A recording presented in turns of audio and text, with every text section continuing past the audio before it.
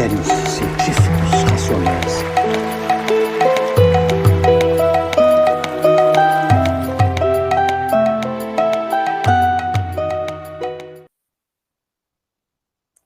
Boa noite a todas e a todos. Estamos mais uma vez no estudo da parábola do Projeto Espírita Religare. Toda primeira quarta-feira do mês nós dedicamos as nossas reflexões em torno do Evangelho de Jesus, fazendo uma análise partindo das próprias orientações do codificador, do professor Allan Kardec. E hoje nós vamos refletir em torno de uma parábola muito importante que está pela narrativa do evangelista Mateus, no capítulo 25, dos versículos 1 até o versículo 13. Esta parábola, que é a parábola das 10 virgens, é uma parábola que ela, analisando de uma forma geral, ela existe uma mensagem central que nós precisamos ficar bem atentos e alertas quanto a essa mensagem, porque a parábola em si, ela vem chamar nossa atenção quanto ao preparo que precisamos fazer para determinados momentos em que nós vivemos, fechando ciclos e abrindo outros ciclos, finalizando determinados ciclos na vida e abrindo outros ciclos, ou seja, percorrendo a trajetória e a caminhada que se dá dentro do progresso que é da lei, porque o progresso é da lei.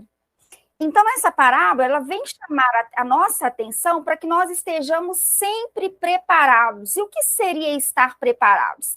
Seria nós estarmos numa condição de alerta, de atenção, de vigilância, sintonizados numa mensagem que é de cunho superior para o nosso desenvolvimento intelectual e desenvolvimento moral, como consequência, desenvolvimento moral. Vou fazer a leitura da parábola, depois nós iremos refletir essa parábola, vou fazer comentários em torno de 1h15, e no final eu abro para a participação de vocês. Combinado, turma? Diz então Mateus Levi: então, o reino dos céus será semelhante a 10 virgens que, tomando as suas lâmpadas, saíram ao encontro do esposo. E 5 delas eram prudentes e 5 imprudentes. Em outras traduções, nós teremos nécias ou loucas. Mas aí vamos entender como sendo prudentes, 5 prudentes, 5 imprudentes. As loucas, tomando as suas lâmpadas, não levaram azeite consigo. As imprudentes não levaram azeite consigo. Mas as prudentes levaram azeite em suas vasilhas, com as suas lâmpadas. E tardando o esposo, dormiram, cochilaram e todas adormeceram. Mas à meia-noite ouviu-se um clamor. Aí vem o esposo, sai-lhe ao encontro. Então, todas aquelas virgens se levantaram e prepararam as suas lâmpadas. E as loucas disseram às prudentes: dai-nos do vosso azeite, porque as nossas lâmpadas apagaram. Mas as prudentes responderam, dizendo: não seja caso que nos falte a nós e a vós. Mais ou menos assim, se a gente pegar o nosso azeite e dar para vocês, vai faltar para vocês, vai faltar para nós também. E diante aos que o vendem e comprai-o para vós. E tendo elas ido comprá-lo, chegou o esposo. E as que estavam preparadas, as prudentes, entraram com ele para as bodas e fechou a porta. E depois chegaram também as outras virgens, dizendo: Senhor, abre-nos a porta. E depois, e ele respondendo disse: Em verdade vos digo que não vos conheço. Vigiai, pois, conclui. Jesus diz, conclui. Vigiai, pois, porque não sabeis nem o dia, nem a hora em que o Filho do Homem há de vir. Então, essa é a parábola. Repito, para aqueles que entraram depois. Essa parábola é uma grande chamada de atenção, é uma advertência para que nós estejamos preparados. Preparadas. O que seria estar preparadas e preparados? Seria o nosso posicionamento diante da vida de um alerta, de uma atenção para aqueles valores que são imprescindíveis, que são de fundamental importância para a gente viver bem, com qualidade de vida, equilíbrio emocional. Então, a mensagem do Evangelho, o ensino kardeciano, servem dessa vigilância, desse alerta, porque na medida que nós vamos estudando esse conteúdo, nós vamos renovando o nosso modo de pensar, de entender a vida, e nós vamos ressignificando algumas ideias, algumas posturas nossas. Então, esse é um estado de aproveitamento da vida. Nós vamos observar aqui que se fala na parábola sobre sono. O que seria esse sono? O que seria esse cochilar, a expressão que ele usa é tosquenejaram. O que significaria isso? Seria aquele estado de inconsciência ou consciência de sono. Seria aquele estado em que pode acontecer que a gente, às vezes, por um descuido, a gente caia nele, que é aquela vida automática, aquela vida de apenas reação, e não de uma ação pensada, analisada, meditada, refletida. As atitudes emolduradas em um sentimento mais nobre, uma atitude mais delicada que eu digo, afetuosa, cândida em relação aos outros, né? Então, o Evangelho vai falar para a gente sobre esses dois estados, que é o estado de preparo, de vigilância, de atenção para com a vida, e um estado que é de invigilância. E a mensagem no final é: vigiai, porque nós não sabemos a hora em que o esposo virá, o dia e a hora. Então, esta parábola, repito, ela fala de ciclos. Ela fala de ciclos que se fecham e ciclos que se abrem. E para a gente entender melhor sobre essa questão, eu separei aqui algumas lições da obra O Livro dos Espíritos, que é a obra fundamental para o nosso entendimento, que são as questões de 190 a 192A, perdão, gente, 790 a 792A. Essa questão, ela vai trabalhar sobre a civilização. Mas a civilização em qual aspecto? A civilização dentro de um aspecto da lei do progresso. Essas questões aqui estão inseridas dentro de uma lei natural, de uma lei divina, que é a lei do progresso. Gente, o progresso é da lei. A pessoa pode virar e falar assim: mas fulano continua a mesma coisa. Não tem como continuar a mesma coisa. É claro que em determinados momentos, a gente vai, ou muitos de nós podemos cair naquela condição meio que estacionados diante da vida, ou seja, você poderia avançar um pouquinho mais e a pessoa, às vezes, por uma zona de conforto, uma certa preguiça, uma falta de alerta diante da vida, permanece ali, sendo que já poderia avançar. Mas, ainda assim, esse estado de acomodação serve de piso e de base. Isso é revertido como experiência. Sendo assim, nós vamos entender que o progresso sendo da lei, eu posso querer ou não, buscar ou não, todas as minhas experiências serão revertidas para o meu próprio progresso. Isso tem que ser bem compreendido. Ainda que o indivíduo, a pessoa cometa deslizes, delitos diante da vida, coisas graves. Esses delitos, essas experiências servirão de piso, de base. E aí, nessa questão de número 790, o codificador, o professor Allan Kardec, ele diz assim, ele faz a seguinte pergunta aos espíritos superiores. A civilização é um progresso ou, segundo alguns filósofos, uma decadência da humanidade? Vejamos bem que o codificador parte de algum princípio. Ele parte de uma reflexão de linhas de pensamento que, ao observar a humanidade dentro de uma análise materialista e superficial, ao observar a humanidade, fala assim, olha, a tendência do jeito que está aí, a tendência é piorar muito. Existem filósofos denominados como sendo os pessimistas, pessimista no sentido de enxergar o péssimo da vida. Não é pessimista no sentido de que não haverá solução. É no sentido de análise do péssimo da vida.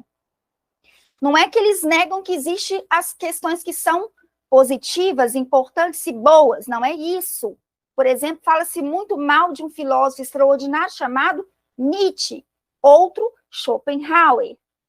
Esses filósofos, embora muitos o vejam como pessimista nesse sentido negativo da expressão, foram indivíduos que a sua proposta é exatamente de uma vida em abundância, de uma vida de qualidade. O Nietzsche era uma figura extremamente crítica a esse estado morno de viver, a esse estado nihilista da vida, de se negar à vida. Pelo contrário, ele trazia uma proposta de pura vitalidade.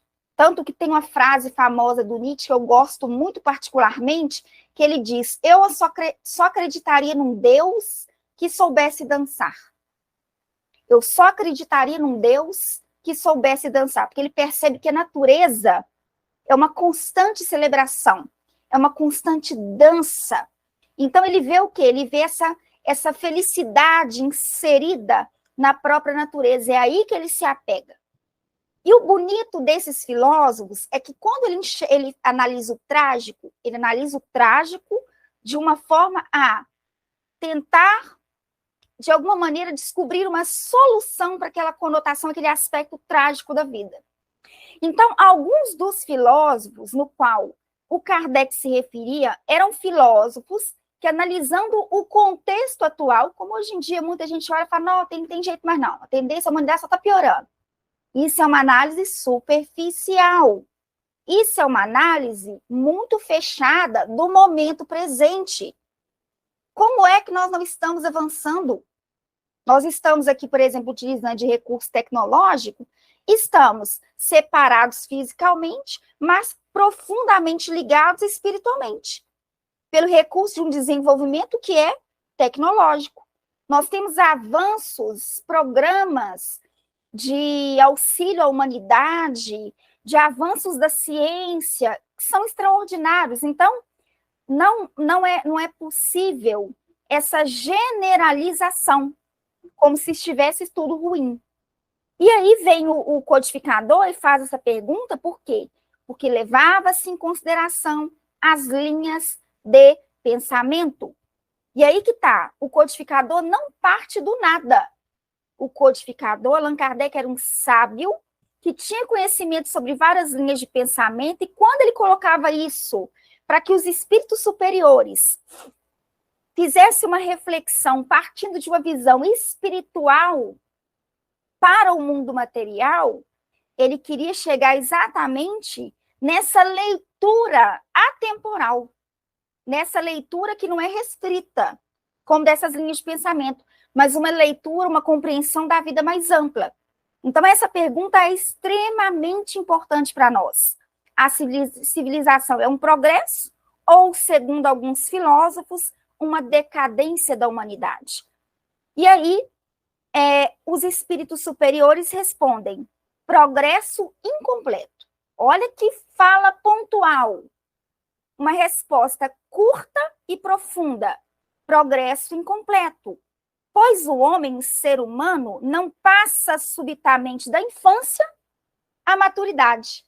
Nesta parábola, a gente fala de figuras que inclusive são denominadas como as virgens, e aí tem 2 pontos importantes que a gente vai trabalhar sobre a simbologia evangélica, que é a questão das mulheres virgens, não são das mulheres virgens, são das virgens, que tem um simbolismo, e do número 10, que também tem o seu simbolismo. Daqui a pouco nós vamos entrar nesse aspecto metafórico.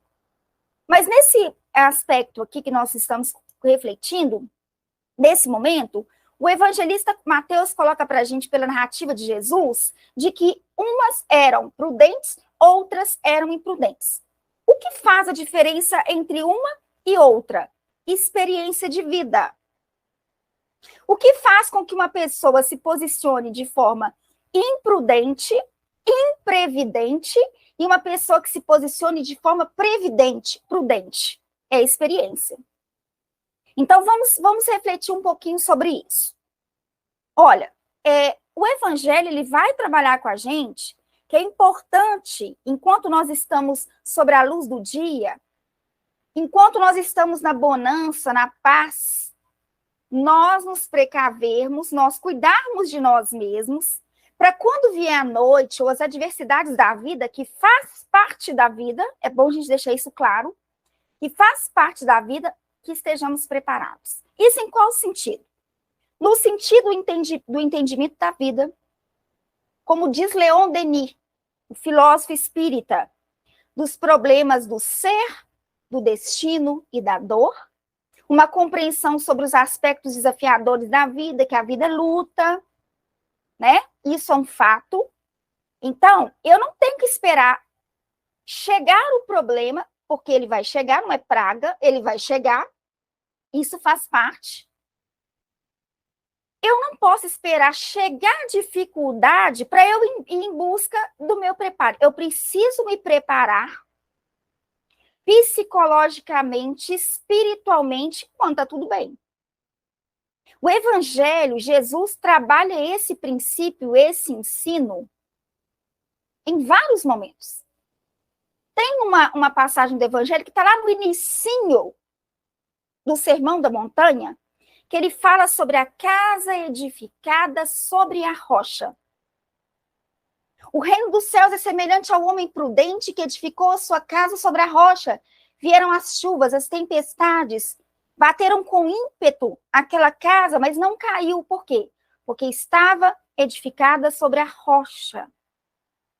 E ele diz em outro momento, mas também tem aquele imprudente que edificou a sua casa sobre a areia. E vieram as chuvas, os ventos, bateram aquela casa e foi grande a sua queda. Por quê? Porque estava edificada sobre a areia. Para dizer que são 2 componentes muito diferentes. Um componente que te dá uma base boa para a vida, de fortalecimento moral, psicológico, espiritual, e um que você fica vulnerável diante da vida, e a ruína pode ser grande. Não a ruína no sentido de cometer deslizes, porque não é nessa conotação, mas o sentido da pessoa, às vezes, ter aquela ideia de que acabou tudo, de que aquilo não tem mais solução, de que aquele estado ficará eternamente, e por aí vai. E aí os processos de sofrimento, do ponto de vista moral e psicológico, dos mais diversos. E aí vem as compulsões para alívio da tensão. Enfim, para a gente não desviar do nosso objetivo.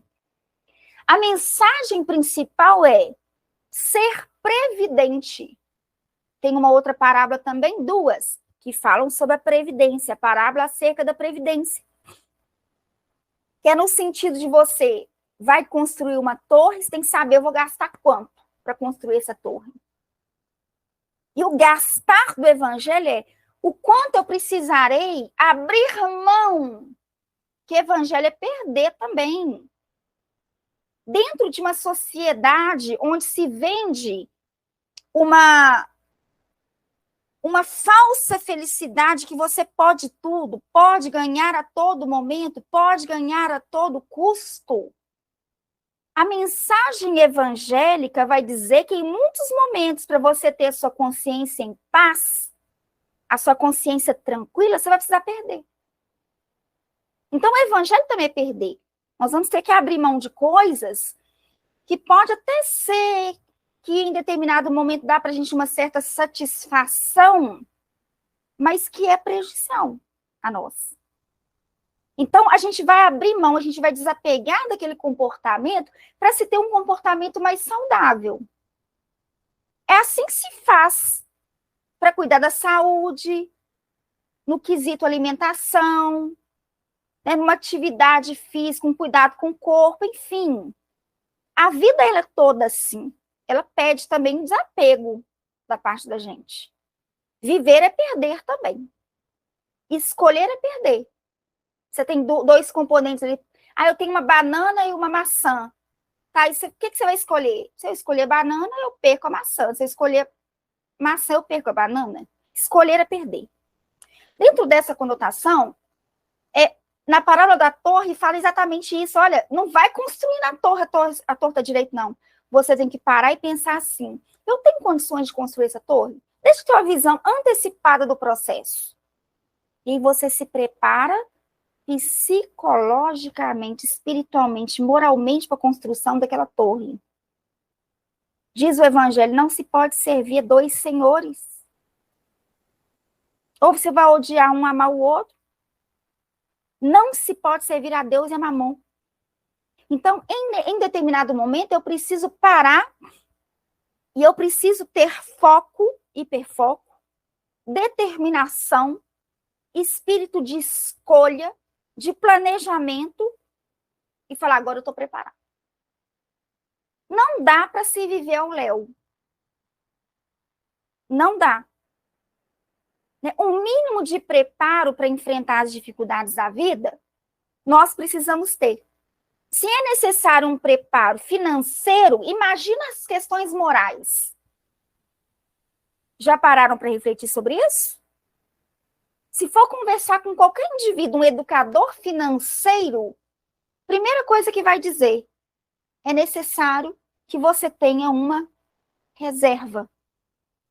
Para os momentos desafiadores da sua vida, porque eles vão acontecer, você menos esperar, estoura um cano na sua casa. Você tem que ter uma reserva.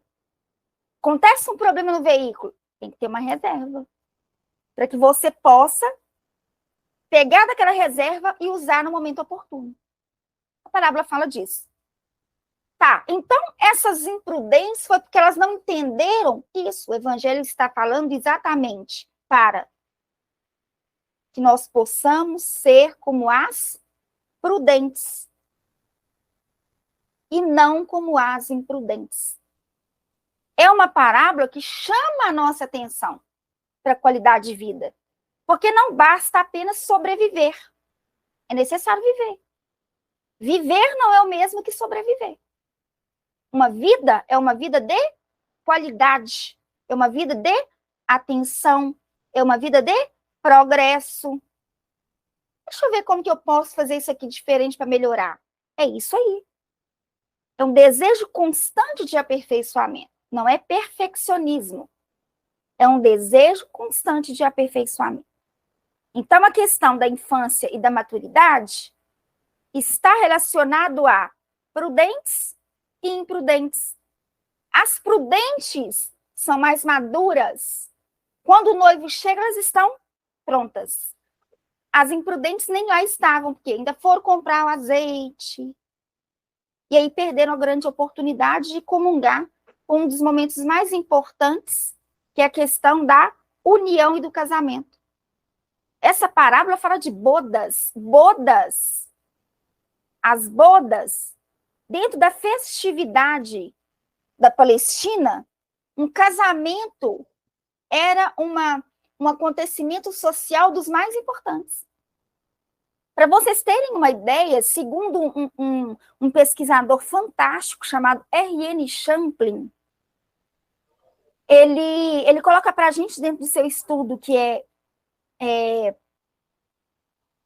nos comentários minuciosos do Evangelho, dos dicionários bíblicos, da tradição do próprio povo hebreu, ele vai colocar para a gente sobre que quando as pessoas, tanto a noiva e os envolvidos no casamento, eles eram liberados dos seus compromissos, inclusive religiosos, relacionados à Torá, ao estudo da Torá, por causa da festividade do casamento. Tamanho valor que eles davam àquela união, né? Aquela celebração que era relacionada a uma união. Então, casamento é união. Mas não é uma união de dois seres, porque a união de dois seres é uma união temporal. O que isso significa? Nessa existência, você tem uma companheira ou um companheiro. Você desencarna, a pessoa desencarna também, ambos vão para a erraticidade, a trajetória continua.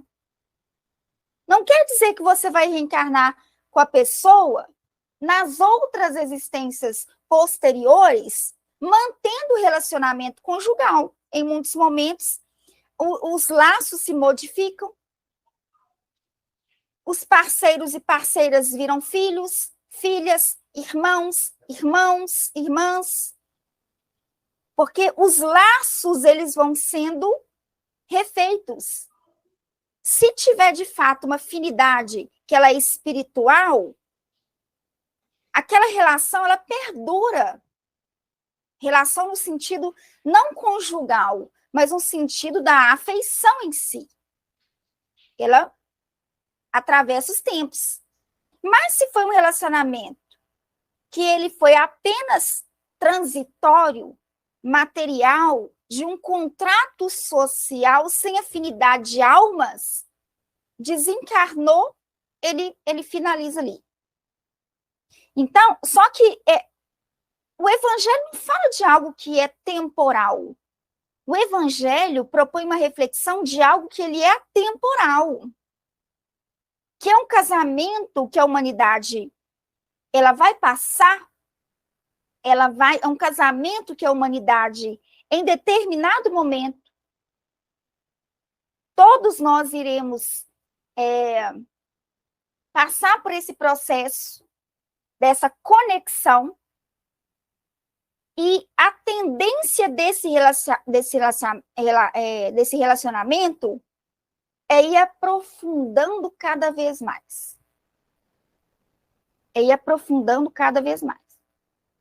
E aí vamos avançar um pouquinho mais no quesito progresso, para a gente entender como é que nós vamos passando dessas fases para estarmos preparados para cada vez mais a gente criar um processo de namoro com o sagrado, com o divino, a ponto de noivar e casar. Que o noivo é Jesus. A noiva é a humanidade, mas não é toda a humanidade. É a humanidade preparada. São aqueles que valorizam determinado componente, que ele é um componente de valores imperecíveis. O que eu estou querendo dizer? E eu não estou falando que é só o Evangelho, eu estou falando de todo o conteúdo que nos tira do lugar comum. Que é pelas vias da ciência, da psicologia, da psicanálise, da filosofia, é tudo que vai agregar valor, vai nos tirar do lugar comum, vai fazer com que a gente veja a vida de uma forma mais responsável, de uma forma mais qualitativa. Não é só um conteúdo evangélico, é todo o conteúdo que ele oferece uma ferramenta de aperfeiçoamento moral. Não é de moralismo, moral, no sentido da intimidade em si. Questão 790 do Livro dos Espíritos, 790A. É razoável condenar-se a civilização?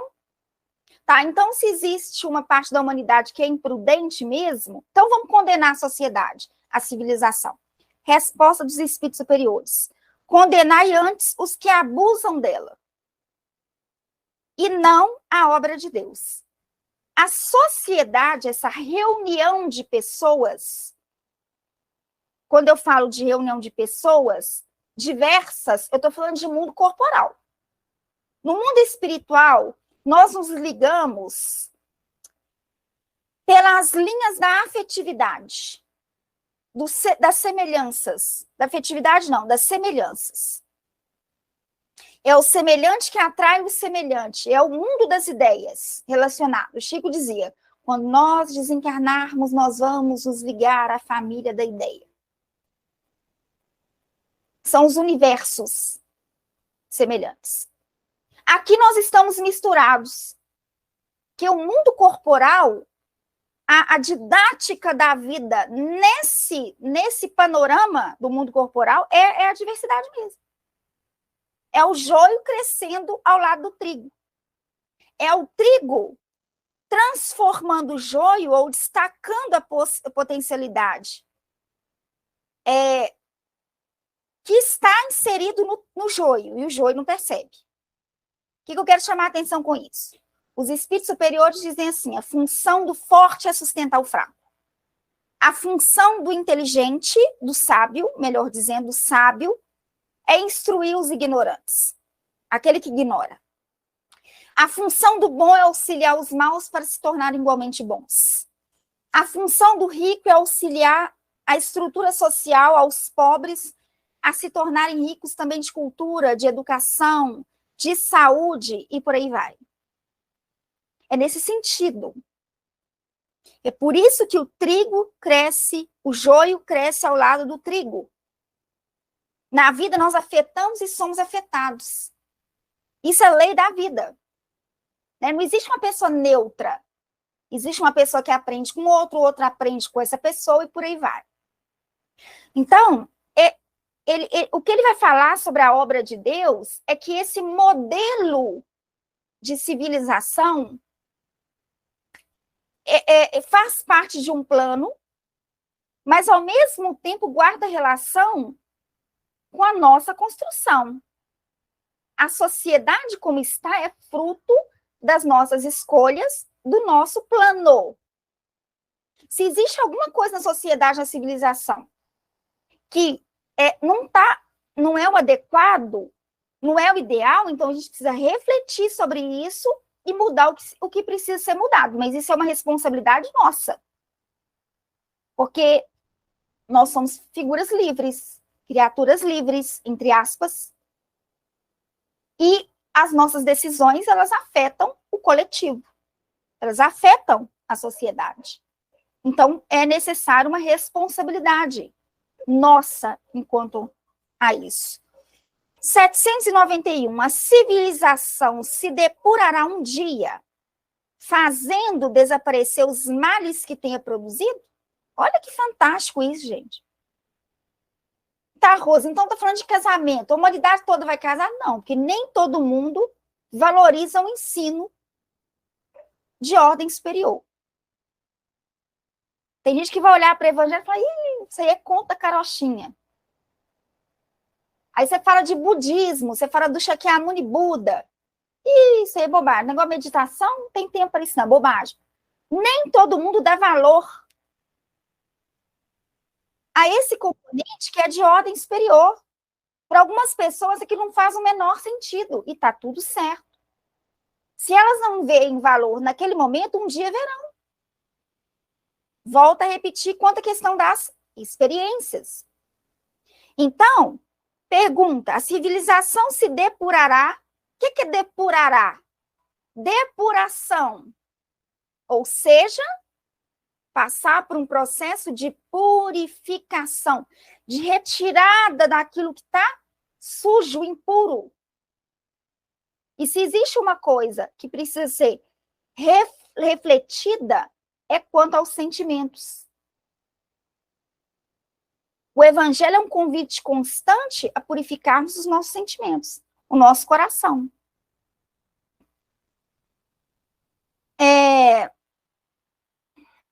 Cadê a A civilização se deparará um dia fazendo desaparecer os males que tenha produzido. Quem produziu? A própria civilização. Essa é a questão 791.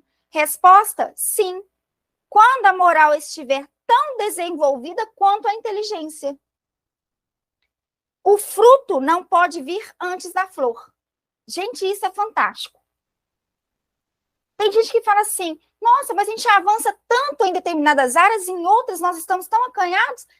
Sim, porque o avanço se dá primeiro de forma intelectual, para depois acontecer o avanço de forma moral. Questão de número 780 do Livro dos Espíritos. O progresso moral segue sempre o progresso intelectual? Resposta: é a sua consequência. O progresso moral é consequência do progresso intelectual, mas não o segue sempre imediatamente. Por quê? Porque primeiro, gente, vamos supor, o que a gente fala da importância de se estudar a doutrina espírita?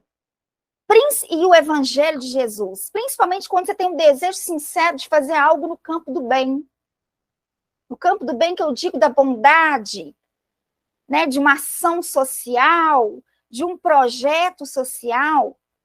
Por quê? Não é só querer fazer o bem, você tem que saber o que é o bem. Vocês percebem isso? Eu preciso saber o que é o bem. Eu tenho que levar em consideração várias coisas. É o bem daquilo que eu considero que seja o bem? Ou é o bem daquilo que a pessoa considera que é o que ela de fato precisa?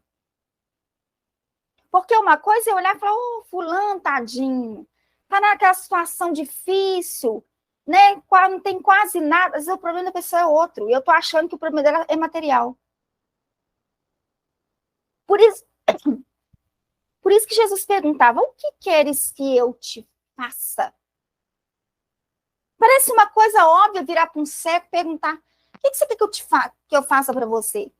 E aí o cego dizia, eu quero enxergar. Desculpa. Nesse sentido, não basta eu olhar e pensar assim, Jesus falou com a gente porque nós precisamos desenvolver um amor. Amar a Deus sobre todas as coisas é o próximo como assim? E aí a primeira coisa que se pergunta é, mas então o que é o amor? Existem pessoas que pensam que amor é amor a todo custo. Que é um amor sem limite. Que é um amor que sufoca o outro. Que é um amor contaminado pelos ciúmes. Tem gente que diz, todo amor tem a ponta de ciúmes. Se não tiver ciúme é porque não me ama. Mistura uma coisa com outra. Não sabe nem que de fato é amor. Existem outros que dizem fazer amor. Então, eu preciso parar. Eu preciso pensar, o que eu sei em relação a isso? Agora deixa eu ver o que os sábios, o que as pessoas que estudam as leis morais vai nos dizer. Paulo diz, o amor tudo sofre, tudo suporta, tudo espera, o amor não é invejoso. Sabe? Bezerra de Menezes diz, quando a caridade é muito discutida, o socorro chega tarde. E tem gente que acha que vão fazer reunião para discutir caridade. E aquilo fica ali. Então é importante se ter um entendimento. Eu não vivo o que eu não entendo. Como é que eu vou viver uma coisa que eu não entendi? Geralmente, às vezes eu ouço pessoas no movimento espírita, companheiros, confrades, amigos e amigas, dizendo, mas esse negócio de viver evangelho é tão difícil, mudar é tão difícil. Eu pergunto geralmente, mas você estuda evangelho há quanto tempo? Como que está a sua reflexão do evangelho, a sua relação com a mensagem evangélica? Não, mas eu quase não entendo evangelho. Mas você estuda? Não, é muito difícil. Gente, como é que eu vou viver uma coisa que eu desconheço? Como que eu vou viver algo que eu não tenho vínculo? Eu não tenho aproximação?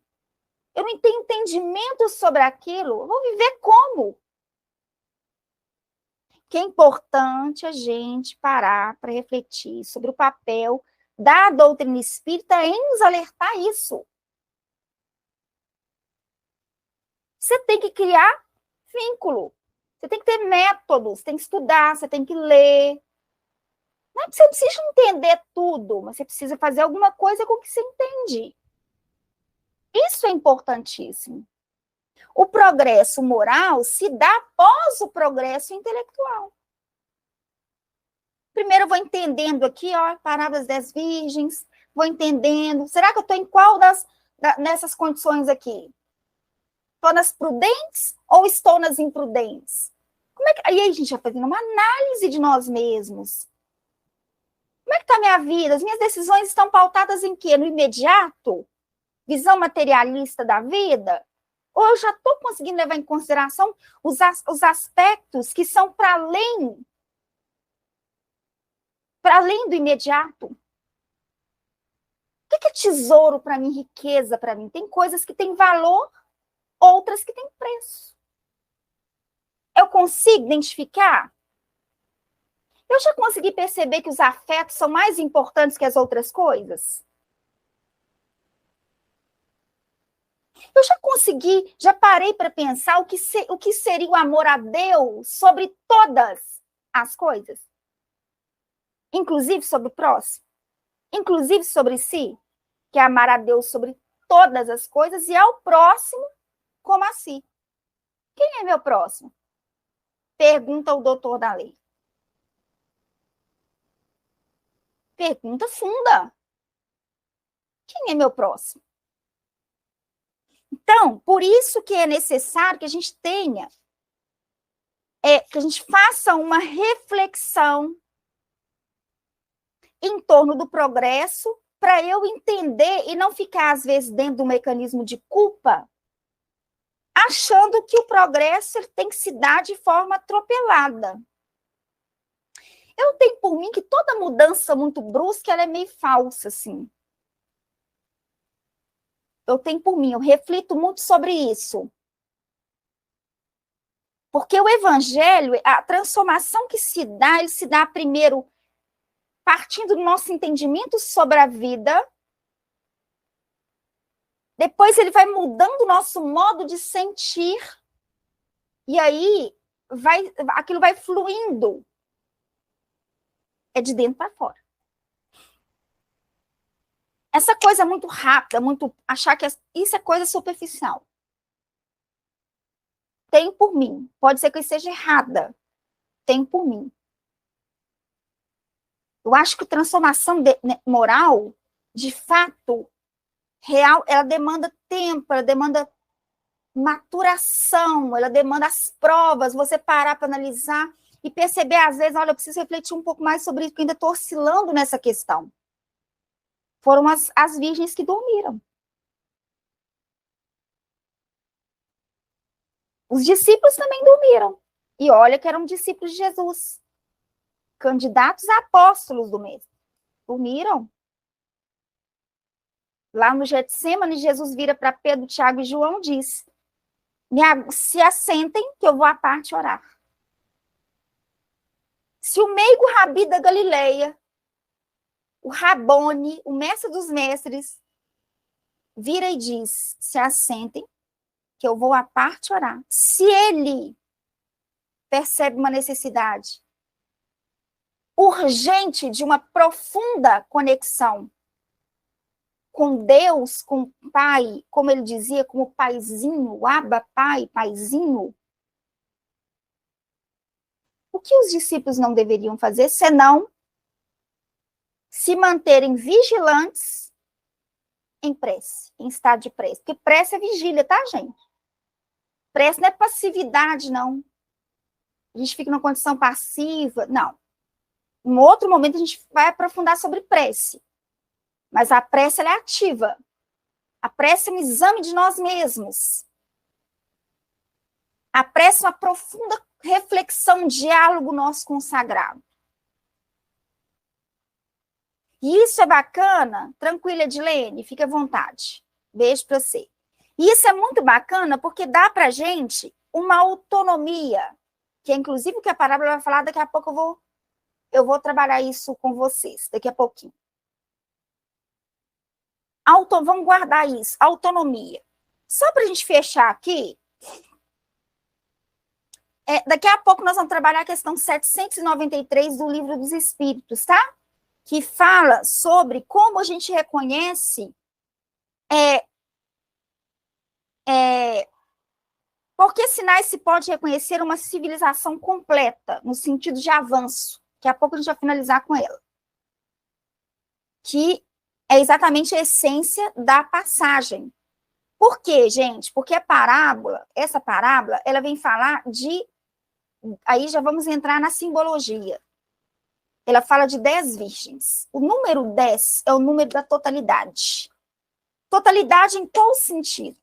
O número da totalidade no sentido do desenvolvimento completo do ser moral, ou seja, não só intelectual, mas moral. Por isso que são os 10 mandamentos. É como que aquele resumo completo nessa fase, nesse ciclo que a humanidade estava passando, ou seja, a primeira fase da revelação divina, os 10 mandamentos são, vamos dizer, a totalidade do ensino útil para aquela fase. Primeira fase da revelação, justiça. O que é a justiça? Justeza de atos. Diz Shakyamuni Buda, justa medida. Justeza de atos. Não é uma justiça que eu exijo dos outros. É uma justeza que parte de mim. Justiça. Segundo ciclo, segunda fase da revelação divina. Amor com Jesus. Mas não é um amor piegas. É um amai-vos uns aos outros, assim como eu vos amei. É um novo mandamento. É uma outra conotação de amor. Você não precisa achar bonitinho seu vizinho, mas eu tenho um dever moral de tratá-lo com respeito, de enxergá-lo como filho de Deus. Isso é amor. Não tem que gostar dele, não.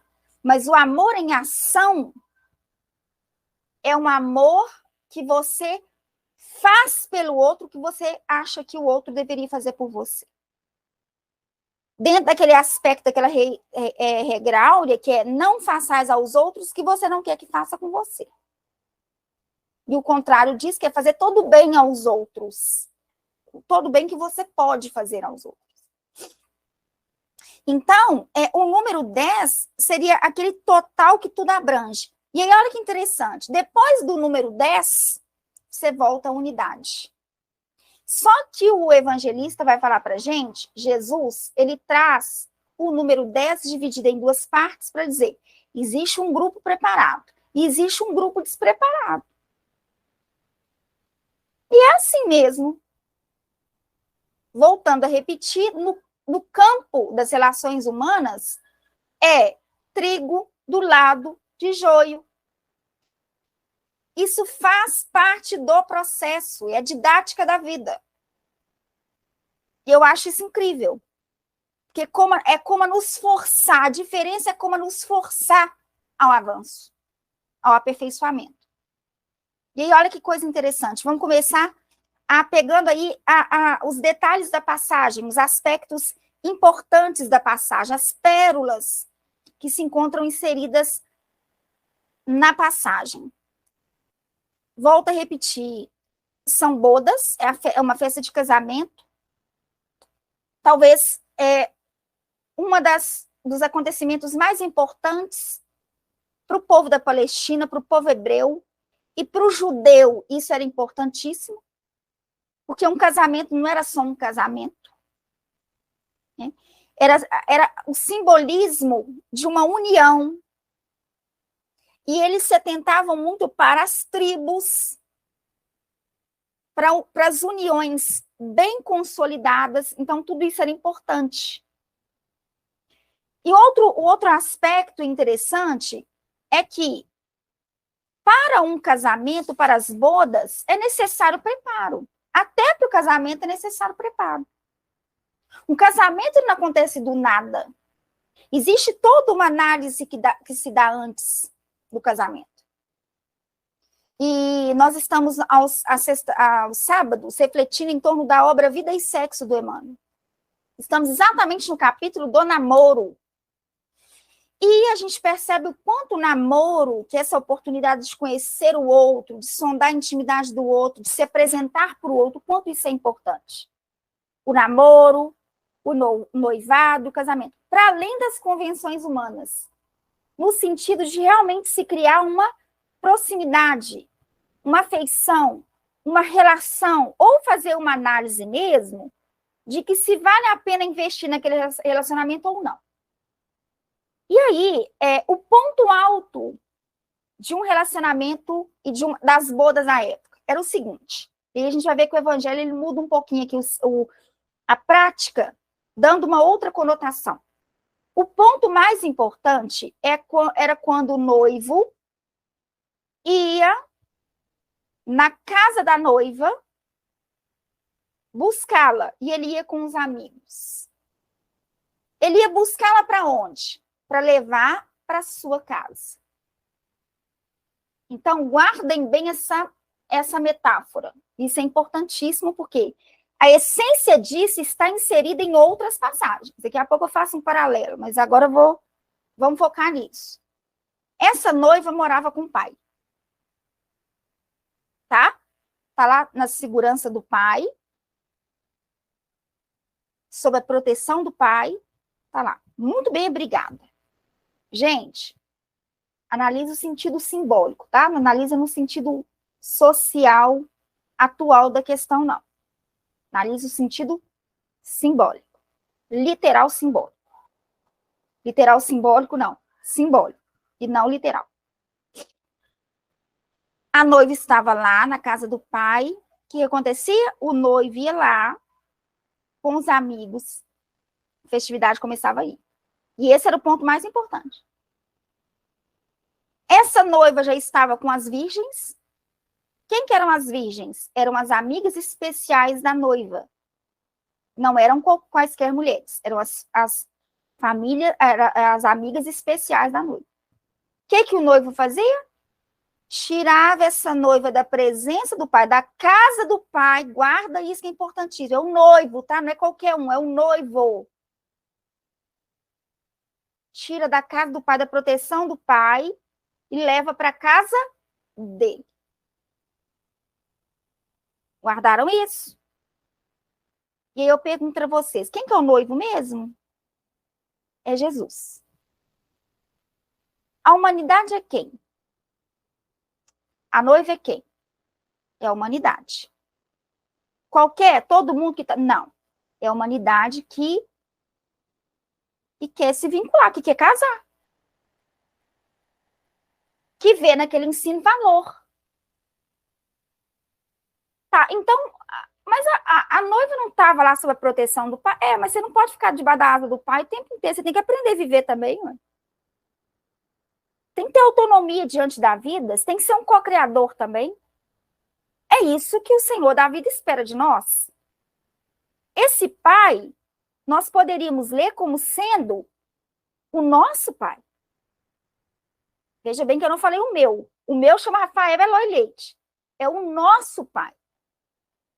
É o pai de todos nós, que Jesus disse. Pai nosso que estais no céu.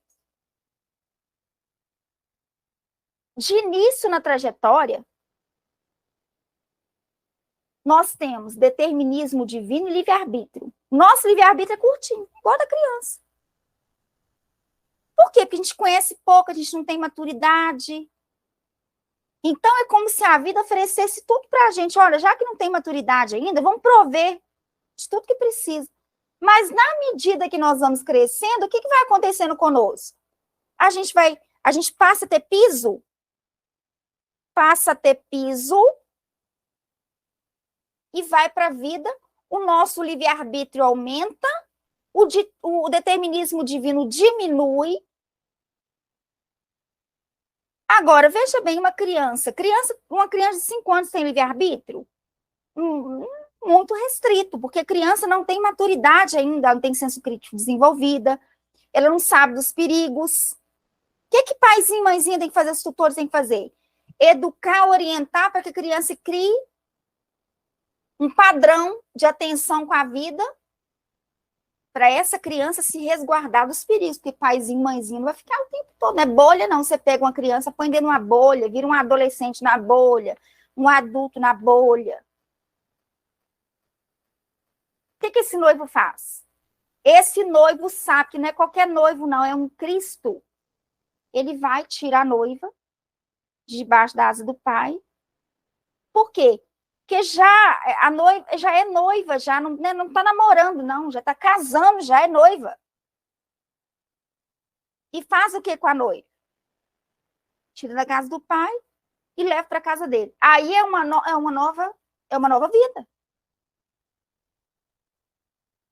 Tá, mas e aí? É aí que entra o vós sois deuses, vós sois o sal da terra e a luz do mundo.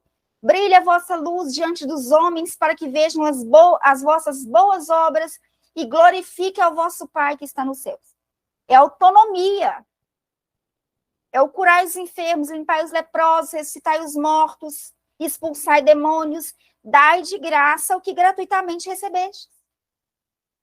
Não dá para ficar o tempo todo lá, oh meu Deus, não. Aprenda o que vai fazer. O que Deus tinha que fazer já fez. Que foi nos criar como seres inteligentes. As duas asas, que é a asa da sabedoria e a asa do amor, da bondade, a gente já tem como princípio em nós. A vida está esperando que a gente desenvolva essas asas. E esse desenvolver as asas é nos conectar ao noivo. É criar uma relação com o noivo. Como é que eu me relaciono com o noivo? Conhecendo o evangelho, estudando o evangelho, não no sentido religioso, que não dá para estudar, sendo espírita, não dá para estudar evangelho no sentido religioso, convencional, no sentido de espírito de pesquisa, de entendimento quanto à melhor maneira de se viver. No mundo tereis tribulações, mas tende bom ânimo. Eu venci o mundo. A gente aprender a lidar com os desafios da vida sem surtar. Tudo bem, de vez em quando a gente dá uma surtadinha ali, mas depois a gente recobra a lucidez, recobra o prumo e vamos aprendendo com Jesus, que não é médico de corpo, mas que é médico das almas. Estão me fazendo entender, turma? Então, essa passagem é importantíssima para dizer, olha, tá aí, ó, o casamento tá aí. Só que, será que eu me enquadro na condição de noiva? Não sei, mas o evangelho me propõe a refletir sobre, nesse momento, eu tenho que refletir sobre o seguinte. Eu estou dentro das virgens, prudentes ou imprudentes? Porque, veja bem, o que seria o casamento com Jesus? Seria Paulo dizendo assim, já não sou eu mais quem vivo, é o Cristo que vive em mim. Ou Chico dizendo, às vezes eu não sei se sou eu ou se é Emmanuel. Casamento perfeito, sintonia perfeita, comunhão. Eu não me enquadro como noiva. A mensagem não está chamando atenção para a noiva. A mensagem está chamando atenção para as virgens.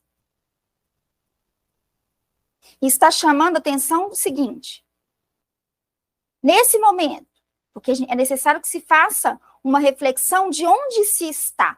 Eu me enquadro na condição de prudentes ou de imprudentes? Porque se eu me enquadro na condição de prudente, eu valorizo o conhecimento, eu estou buscando um entendimento mais dilatado sobre a vida, eu não me contento com resposta pronta, eu vou pesquisar, eu vou estudar, eu vou correr atrás. Eu não transfiro isso para que ninguém faça para mim. Eu penso com a minha cabeça, eu não fico copiando fala dos outros e colando, eu penso com a minha cabeça, estou buscando me desenvolver. Eu consigo perceber contradição diante da vida, é assim mesmo. E aí eu tenho que pensar, como é que está a minha vida? Que tipo de vida que eu valorizo? Como que eu quero viver a minha vida? Que aí eu vou perceber se eu me enquadro na condição de prudente ou imprudente. Tá, mas o que aconteceu com as imprudentes? Ó, a prudente tinha azeite. Lembra que eu coloquei como que era a tradição? O noivo ia lá, buscava a noiva, não é? Dentro da tradição. O que o evangelho fala pra gente? O evangelho fala com a gente que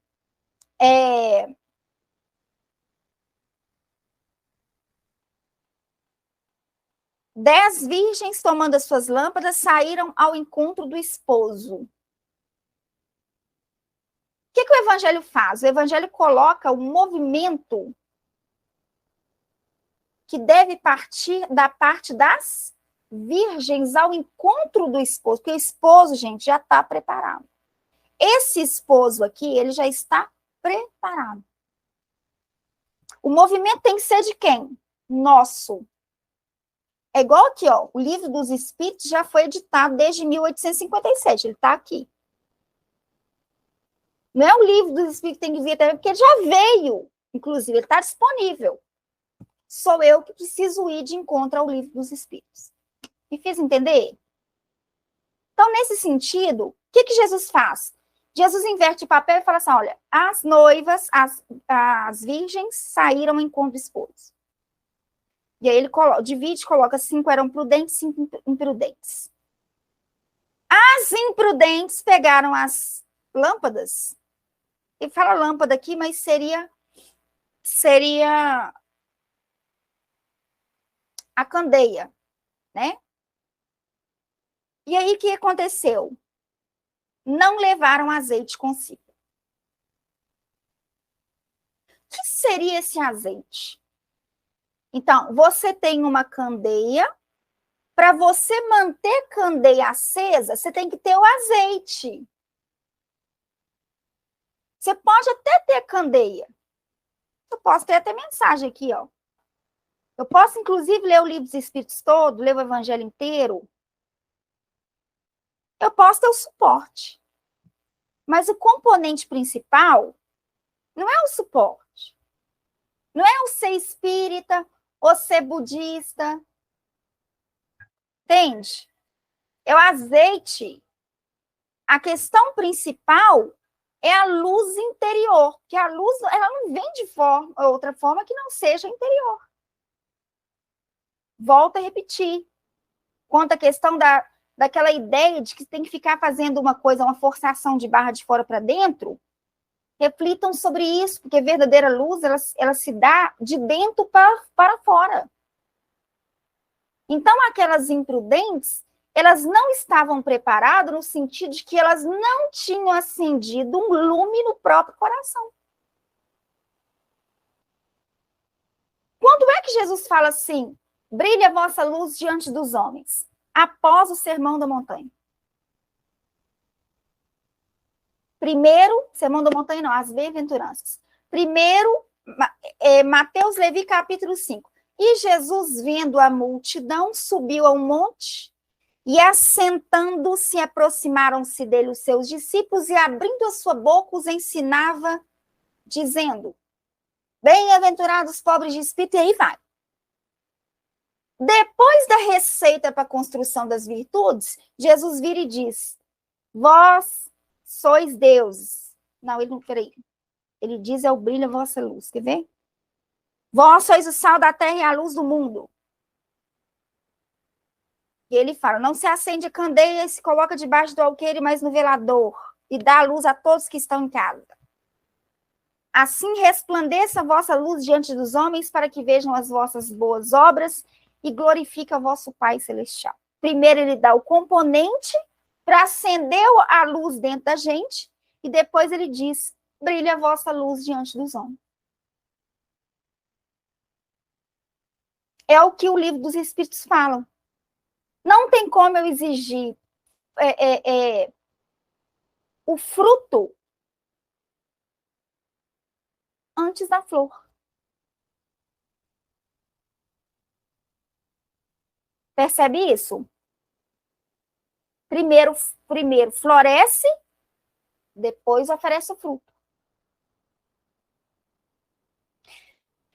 O que a humanidade precisava para cada um desenvolver e produzir esse azeite interior, o que a humanidade precisava, o que os espíritos superiores, o que o Cristo como governador espiritual do homem precisava fazer, ele já fez.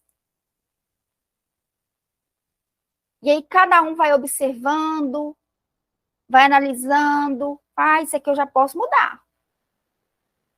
Isso aqui eu já posso trabalhar em cima disso aqui, ó, porque isso aqui eu tô vendo que não vale a pena ser assim, viver assim, deixa eu trabalhar em cima disso. Opa, é mais uma luzinha que eu acendi dentro de mim.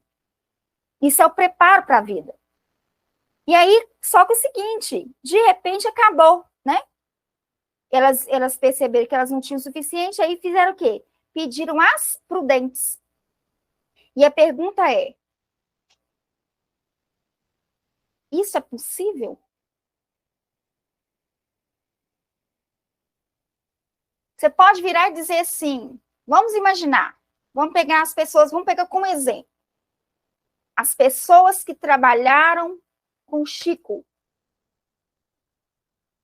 na psicografia, nas tarefas sociais. Adianta a pessoa virar e falar, mas eu trabalhei com Chico Xavier. E daí? E daí? Não, mas eu sou filho de fulano. E daí? A luz interior é algo intransferível. A virtude é uma conquista individual.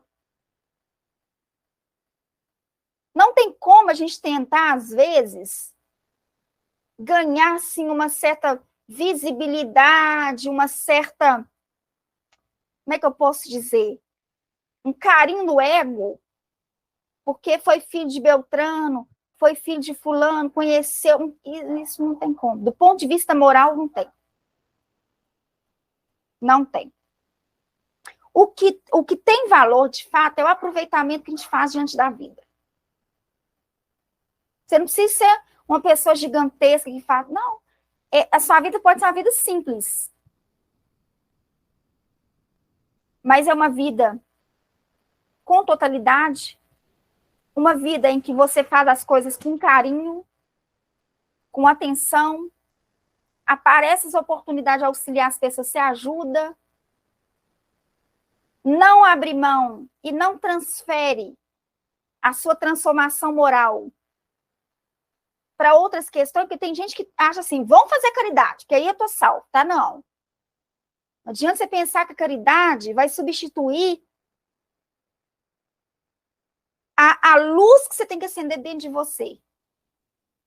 Vamos fazer campanha do quilo. Faça a campanha do quilo, porém, faça um estudo de si mesmo. Porque uma coisa não substitui a outra. E tem muita gente que se perde nesse sentido. Então, são coisas distintas que nós precisamos separar.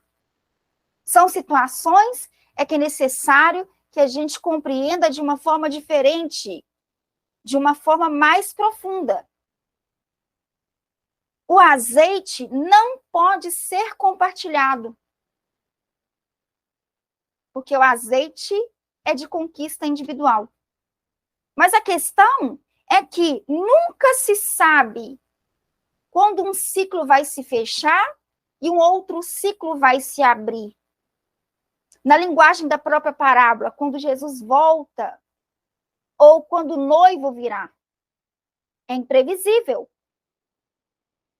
O noivo pode chegar antes, o noivo pode tardar, o ciclo ele pode finalizar antes, ou o ciclo pode demorar um pouco mais, finalizar um pouco depois. E aí, como é que faz? Eu não tenho garantia. Então, eu preciso começar a adquirir esse azeite, ou me esforçar para adquirir esse azeite dentro de mim, que não é fora de mim, é dentro de mim o quanto antes. Para a hora que os ciclos, os momentos surgirem como oportunidade de aferição de valores, de mudança progressiva diante da vida, que a gente esteja preparado. Um azeite, uma lamparina, uma lâmpada é mais útil à noite, hein? É mais útil nos momentos desafiadores da vida, na ausência de luz. Então, a parábola nos chama atenção para isso, para que sejamos previdentes, para não deixar em cima da hora a gente querer ganhar o tempo perdido. Que a gente faça um esforço constante de aperfeiçoamento, de transformação, despertar determinados valores para aproveitar o melhor que existe na vida. Né? O que é o melhor que existe na vida? É o cuidado consigo e o cuidado com o outro. Então, eu agradeço imensamente a companhia de vocês, a oportunidade de a gente refletir sobre essa parábola tão profunda, e aí eu vou passar a bola para vocês comentarem. Nesse momento, eu peço só um minutinho, por gentileza, para parar de gravar.